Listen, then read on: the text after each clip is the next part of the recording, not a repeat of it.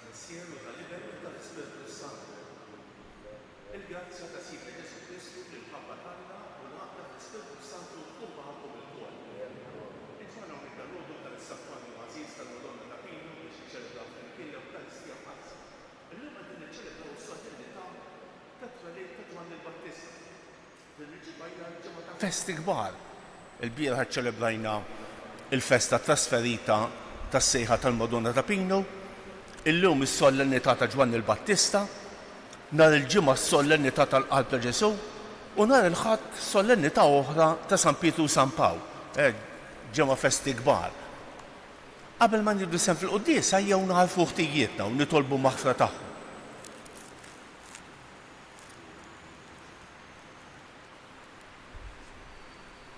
Se nufru dan is-sagrifiċċju tal-quddiesa għall-erbieħ ta' Tessi, Leli u Marija Mizzi.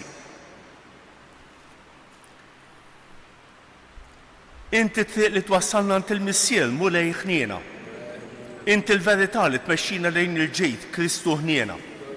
Inti l-ħajja li bija ngħixu fejk mulej ħniena. Iħenna għalina Alla li jista' kollox, jaħfrilna dnubietna u jwassalna għal ħajja ta' dejjem. Glorja l-Alla fil-għoli ta' smewwiet u paċi fl-art l-bnedmin ta' rida tajba. Infaħruk, inberkuk, nadurawk, natuk ġieħ. Irrodulek ħajr għal glorja kbira tiegħek. Mulej Alla Sultan tas-sema, Alla Missier li tista' kollox. Mulej Iben waħdini Ġesu Kristu. Mulej Alla ħaruf talla bin il-Missier. Int li tneħħi id-nubiet tad-dinja ħenna għalina. Int li tneħħi id-nubiet tad-dinja il-qatt tal-btana. Int li qiegħed fuq il-lemin tal-Missier ħenna għalina. Għaliex int waħdek għaddejs, int waħdek mulej, int waħdek l-għoli Ġesu Kristu mal-Ispiritu Santu fil-glorja tal-Missier Alla Amen. Nitolbu. U Alla inti qajjimt lil San Ġwann Battista biex lill-Kristu il-mulej il-estilu poplu imħejji sewwa. Għatina l-grazzja li nġarbu ferħ tas-sema u mexxi l-fehmiet tal-qaddejja kollha tiegħek fit-triq tas-salvazzjoni u s-sliem. Bibnek Ġesu Kristu siedna li hu Alla u miegħek jgħix u jsaltan flimkien mal-Ispiritu Santu għal dejjem ta' dejjem.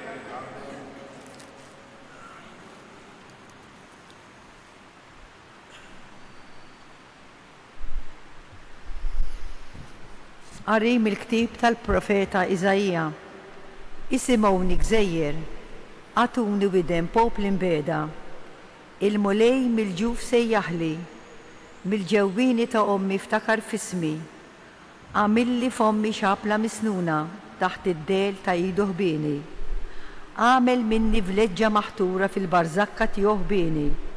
U qalli, Iżrael, inti l-qaddej tiegħi, bik jiena nkun infaħħar.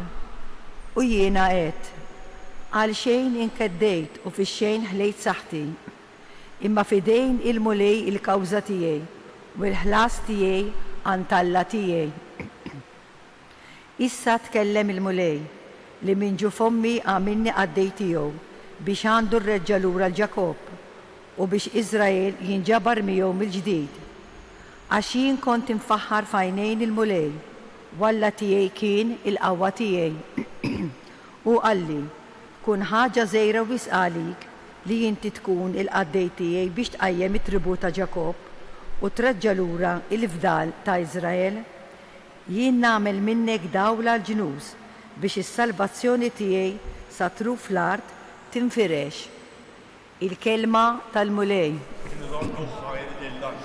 Sar responsorjar u ngħidu flimkien irrodlok ħajr għax tal-għaġeb għamiltni.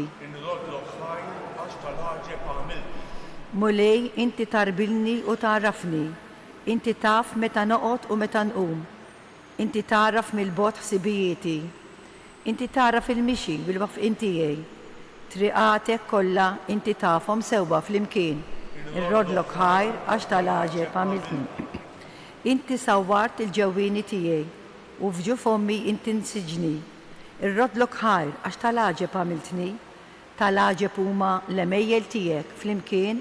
Irrodlok ħajr għax tal-għaġeb għamiltni.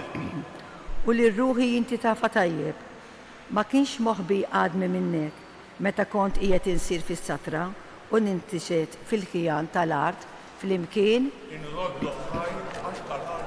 għax tal-ħaġeb għamiltni.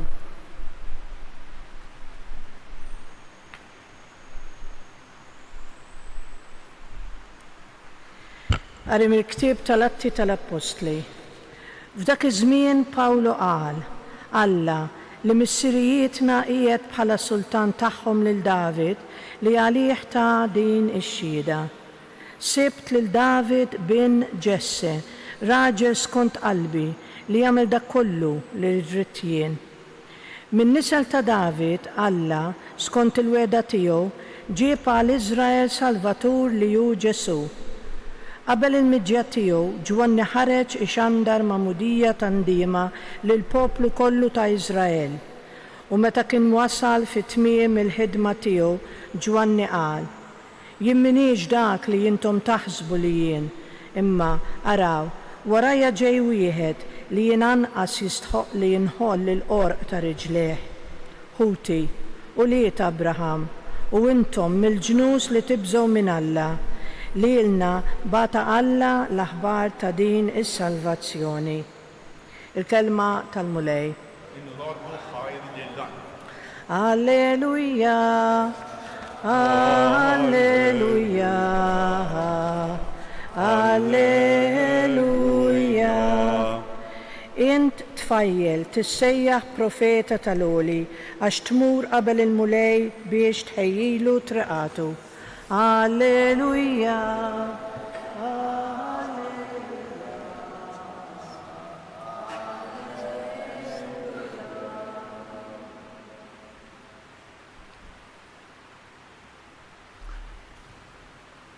Il-mulej magħkom. Qari mill-Evanġelju skont San Luqa.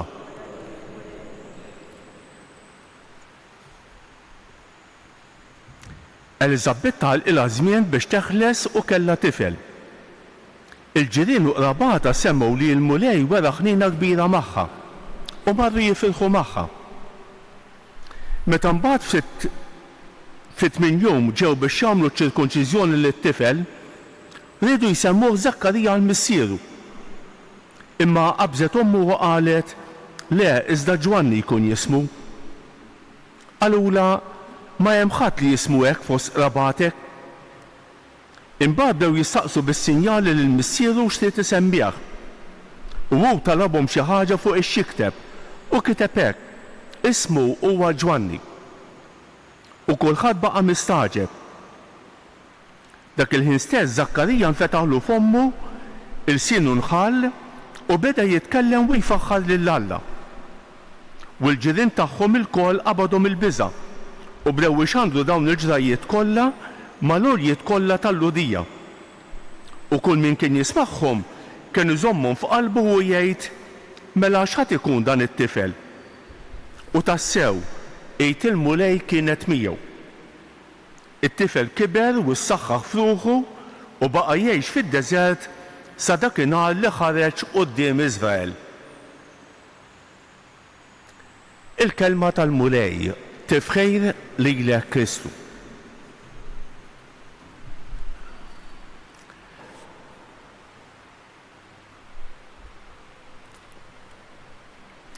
Qegħdin niċċelebraw din is-solennità sabiħa ta' twelid ta' Ġwanni l-Battista.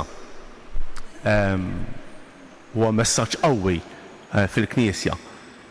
Dan San Ġwanni l-Battista niċċelebraw il-festa tiegħu illum għaliex it-twelid tiegħu kien 6 xhur qabel it-twelid ta' Ġesu. Tajjeb, għalhekk niċċelebraw illum.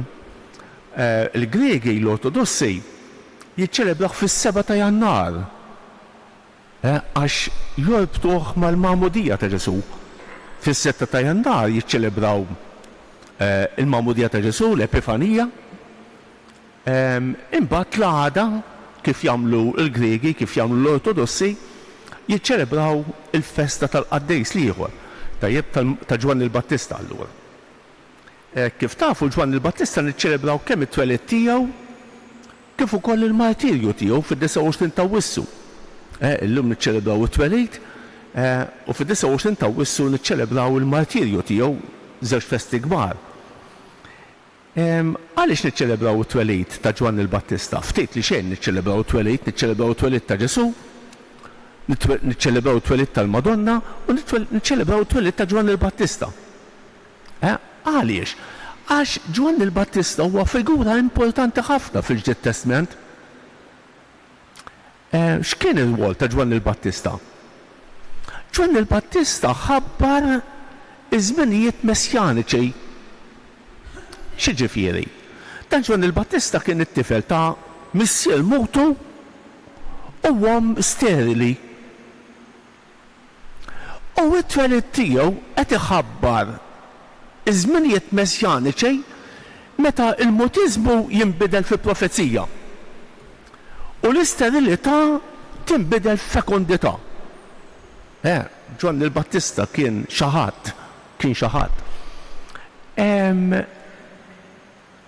Ġwann il-Battista kien it-tifel tal-Qassejs. Zakkarija postu kien fit-Tempju ta' Ġerusalem. Il-post tiegħu kien fit-Tempju ta' Ġerusalem. Imma dan it-tifel flok ma baqa' fit-Tempju ta' Ġerusalem iċenser u sejjer mar fid-deżert u kien popolari ħafna. Xi kittiba jgħidulna il-popolarità ta' Ġwann il-Battista kienet ħafna kbar minn dik ta' Ġesu. Mhux tabxi l-Evanġelisti jippruvaw naqsu ftit mill-popolarità tiegħu u jgħadduha lil Ġesu. X'għallimna dan Ġwann il-Battista? Jgħallimna żewġ affarijiet importanti. Ġwann il-Battista kien dak li jipprepara t-triq. Ġie 6 xhur qabel Ġesu, tajjeb, u ġiftit qabel Ġesu u ħejja t-triq tal-mulej. Dak li ħejja t-triq tal-mulej. U naħseb dejn hija il-missjoni tagħna. Aħna dalgħodu ġejna l-quddiesa. M'għandniex nillimitaw ruħna u nikkontentaw ruħna billi ngħidu isma' mort il-quddiesa, smajt il-kelma talla, taqalbint forsi u daqshekk lest. Le mhux daqshekk. Minn hawnhekk suppost noħorġu b'missjoni biex inħejju t-triq tal-mulej lil daw kollha ma daw kollha li iltaqgħu magħhom. Ġwann il-Battista dan li għallimna huwa profeta kbir li jħabbar il-miġġa ta' Ġesu. Ġwann il-Battista ma kienx jartab. Ma kienx bniedem delikat, ħafna diplomazija, ħafna li xejn minn dan kien bniedem taf Ġwann il-Battista.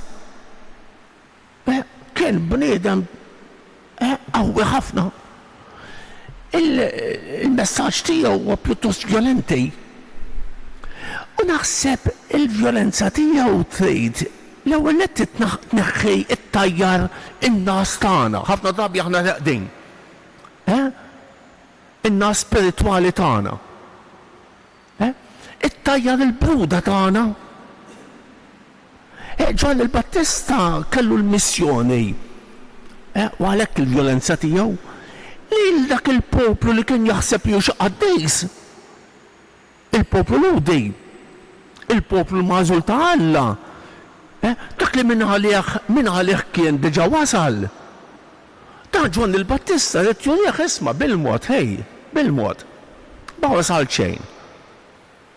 Għadkom laqqas ta' fuq intom il-Messija? Għadkom laqqas ta' fuq? Għala ftejt. Ġwann il-Battista ma tantx huwa għaltab, ma tantx huwa ħelu. U naħseb fil-ħajja spiritwali tagħna kultant aħna għandna bżonn ta' Ġwann il-Battista ta' kollha kemm aħna. Li dak li jkun jgħidlek isma' m'intix mhix isew ta' isma' aħna ħafna drabi nużaw ħafna diplomazija u ħafna ngwanti tal-bellus, ħafna ta' parsi kliem ħelu, ħafna. Ġwann il-Battista ma kellux hemm minn dan. Kien bniedem tad-deżert qiebes ma tantx għandu ingwantej, Ġwan il-Battista, kemm għandna bżonnu, speċjalment fi żminijiet tal-lum. Ġwan il-Battista. Mela San Ġwan il-Battista llum jgħallimna dawn iż-żewġ affarijiet. Jgħallimna dawn iż-żewġ affarijiet.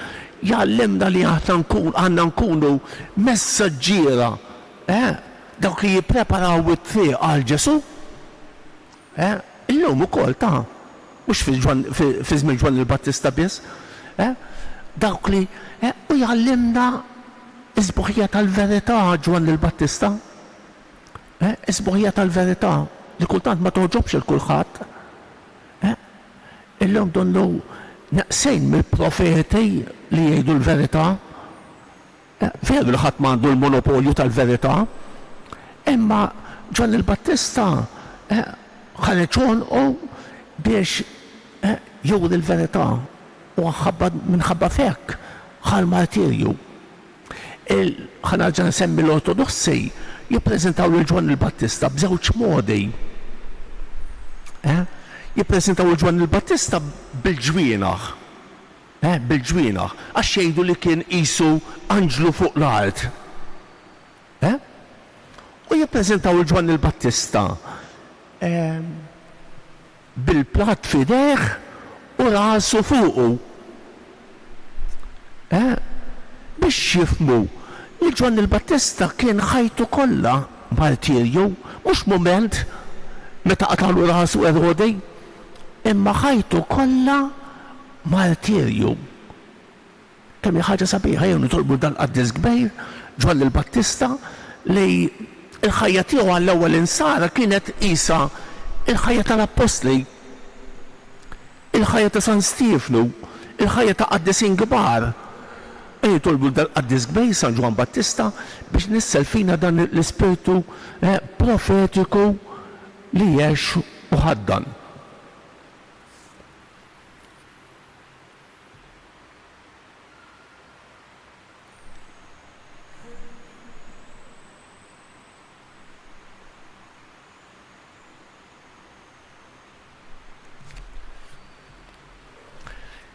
Illum kifet hija solennità, hija festa kbira għalhekk illum nqum bil-wieqfa u nagħmlu flimkien l-istqarrija tal-fidi tagħna. Jiena nemmen falla wieħed il-missier li jista' kollox li ħalaq is-sema u l-art. Dak kollu li jidher, dak li ma jidherx. U f'mulej wieħed Ġesu Kristu iben waħdini ta' Alla, imnissel mill-missier qabel kull żmien. Alla veru minn Alla veru. Imnissel mhux magħmur, natura waħda mal-missier u bih sar kollox. Nisem mismewwiet għalina l-bnedmejn u għal-fidwa tagħna u ħal ġisem bis-seta tal-Ispiritu Santu minn Marija Verġni u sar bniedem. Salbu ħalina barra Ponzio Pilatu mietu difnuh. Fit-tielet jum għammen bejn wiet u tala s-sema u qiegħed fuq il-lemin tal-missier u għandu jerġa' jiġi bil-glorja biex jagħmel mill-ħajjin u mill-mejtin. U s-saltna tiegħu ma jkollhex tmiem. Fl-Ispiritu Santu l-mulej li jagħti l-ħajja li ġej mill-missier u mill-liben li jweġġaħ flimkien mal-missier u mal-liben u li tkellem fom il-profeti fi knisja waħda, qaddisa, kattolika, apostolika. Nisqal ma' modja waħda l-maħfra ta' dnubiet u nistenna l-qawma mill-inwiet u l-ħajja ta' żmien li ġej amen. Ħuti jeżis li tolbu bl-umiltà lill-Alla missierna li wera ħlina kbira tiegħu meta bagħat lil San Ġwan Battista bħala prekursur ta' ibnu u ngħidulu: Mulej mexxi l-passi tagħna fit-triq ta' sliem. Mulej mexxi l-passi tagħna fit-triq ta' sliem. Għall-Knisja biex tkun strument ta' ħniena u maħfra biex xandir tal-kelma u bis-sagramenti nitolbu. Għall-bnedmin li għadhom fid-dlam tan-nuqqas ta' fidi biex jaslu jarfu lil Ġesu bħala s-Salvatur tad-dinja nitolbu.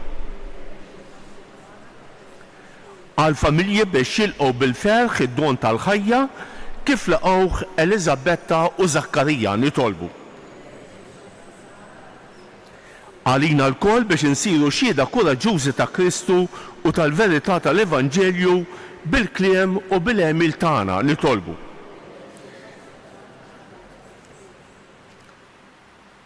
Għall-erbieħ ta' Tesi, Leli u Marija Mizzi biex tinsaħtijietom kollha u twassalhom fid-dawl u lena ta' dejjem nitolbu. Ismana Nitolbuk mulej għalina l-koll li ġejna din l-Ewkaristija tina li nkunu profeti fis-soċjetà ta' żmienna u messaġġiera ta' Kristu nitolbu. Nitolbuk mulej għal dawk kollha li se niltaqgħu magħhom illum. Nitolbuk għal dawk kollha li qalulna biex nitolbu għalihom, speċjalment f'dan is-santwarju tal-Madonna ta' Pinu. Nitolbu għal morda kemm dawk li jinsabu fl-isptarijiet kif ukoll dawk li jinsabu fid-djarhom, għal dawk li għaddejjin minn mumenti diffiċli fil-ħajja. U nitolbu wkoll għal dawk li jduru bil-morda biex tagħtihom il-faraġ u l-għajnuna li għandhom bżonn nitolbu. Nitolbu għat-tfal u ż-żgħażagħ tagħna, nitolbuk għal familji kollha tagħna u nitolbuk għal pajjiżna. Mulej Ġesu żomm idejk fuq pajjiżna nitolbu. Nitolbuk ukoll għal paċi fid-dinja. Mulej kemm għandna bżonn il-paċi tiegħek. Agħti id-dawl lill-mexxejja tal-pajjiżi biex xalfu t-toroq tal-paċi u tad-dialogu u mhux tal-armamenti u tal-gwerra nitolbu. Mulej Alla tagħna, bierek il-poplu tiegħek u bl-interċessjoni ta' San Ġwan Battista li ħejja triqa l-ibnek mexxi l-passi tagħna fit-triq ta' sliem bl-istess Kristu siedna. Amen.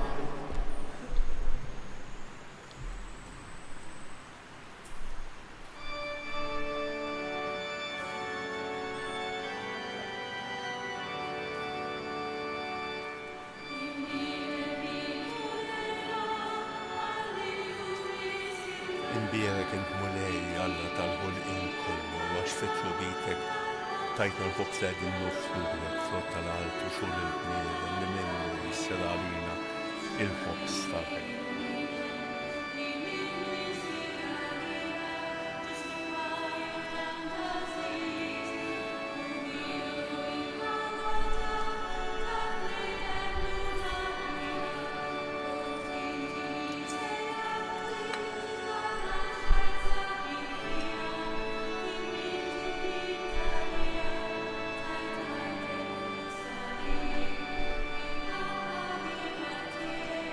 Imbierek int mulej Alla tal-ħolqien kollu għax fitlu bitek tajtna l-bniedem frott tal-dejja u xogħol il-bniedem li minnu jissir għalina x-xorb tar-ruħ.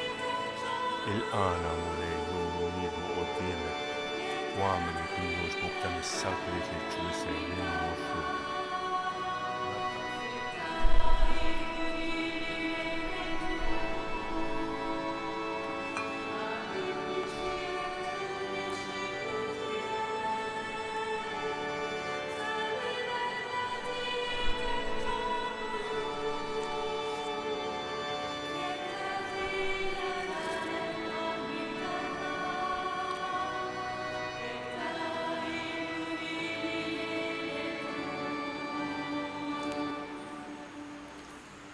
Itolbu ħuti biex dan is-sagrifiċċju tiegħi u tagħkom ikun joġob l-Alla l-Missier li jista' kollox.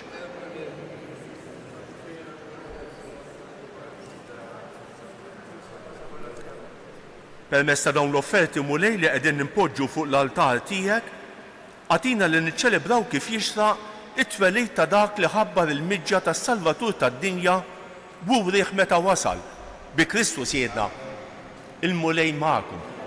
Nerfgħu qlubna l-fuq. Niżu ħajr lill-mulej Alla tagħna.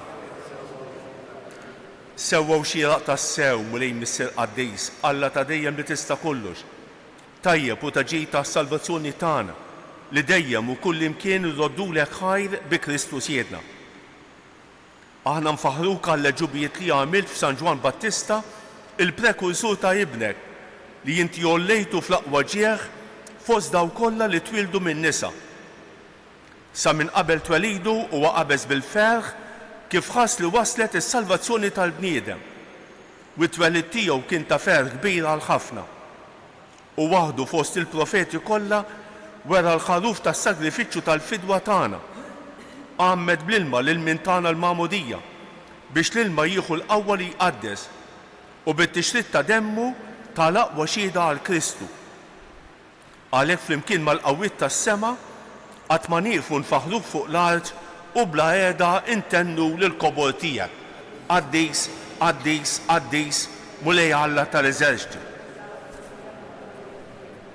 Osanna fil-għoli ta' smewiet, imbierek minn ġej fisem il-mulej, osanna fil-għoli ta' smewiet. Għaddis ta' sew int mulej, inti lajn ta' kull dusija. Għaddes għalek nitolbu dawn l-offerti bil-barka tal-Ispirtu tiegħek biex isiru għalina il-ġisem u d-dem ta' Sidna Ġesu Kristu. Li meta kien se jingħata biex miraj ħibati ħajl ħobs, ratt il-ħajr, qasam, tal id-disċipli tiegħu u qal: ħudu u kulu l-kol minn dan, għax dan huwa ġismi li jingħata għalikom.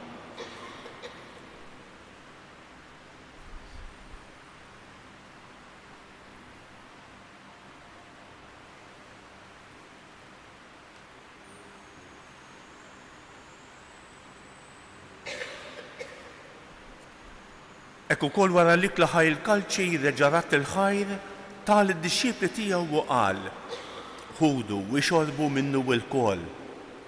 Għax dan huwa l-kalċi ta' demmi tal-patt il-ġdid li jibqa' l dejjem. Id-demm li jixxerret għalikom u għall-bnedmin kollha għal maħfra ta' dnubiet. Għamlu dan b'tifkira tiegħi.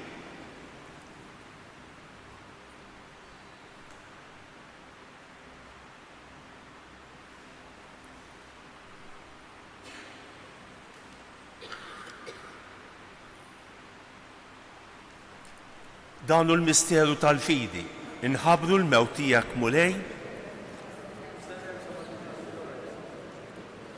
Għalhekk aħna nagħmlu dan b'tifkira tal-mewt u l-qawmien ta' Sidna Ġesu Kristu, nofrulek mulej il-ħobs tal-ħajja u l-kalċi tas-salvazzjoni. U rrodulek ħajra xogħġbok tilqana hawn quddiemek biex naqdu. Miċ-ċikun tagħna nitolbu li l-Ispirtu Santu jaqgħadna f'ġisem wieħed lilna li nieħdu semm il-ġisem u d-dem ta' Kristu. Ftakar mulej fil-Knisja tiegħek imxerra mad-dinja kollha.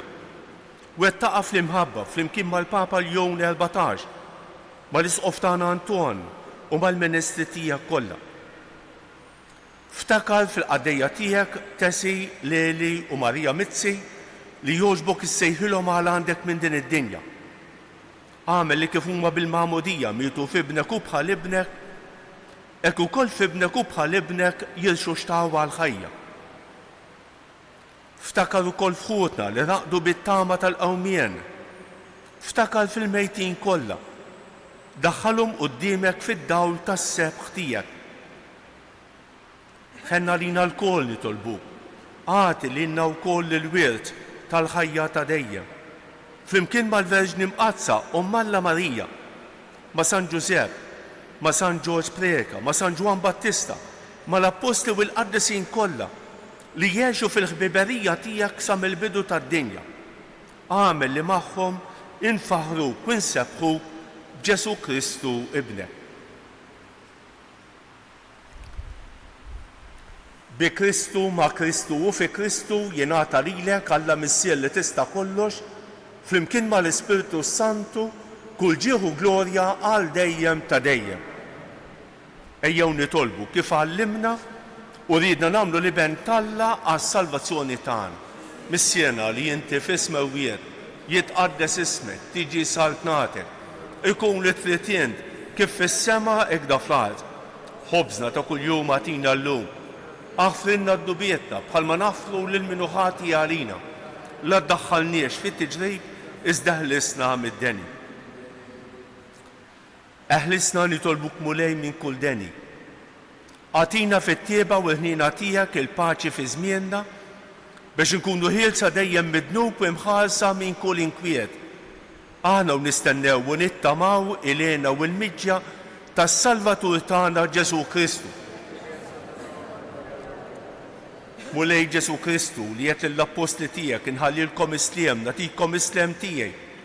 La tħarix lejn dnubietna, iżda ħares lejn il-fidi tal-Knisja tiegħek. Għatija isliem u l-għaqda li inti trid fija. Inti tgħix fis-Saltan għal dejjem ta' dejjem. Il-paċi tal-mulej tkun dejjem magħkom. Għatu il-paċi lil xulxejn.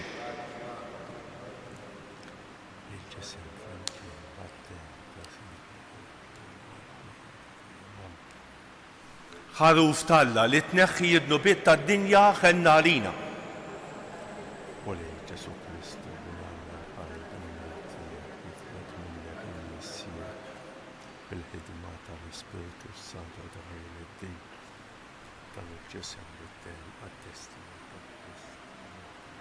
Kolla li kull ħaza zommi dinni fedilni l-mandamenti ti ħallina għadna l-fert minn.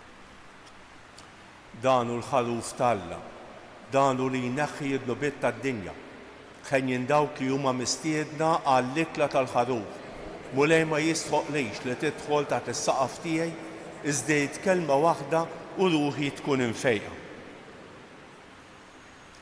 Il-ġesem tal-Kristu ħares.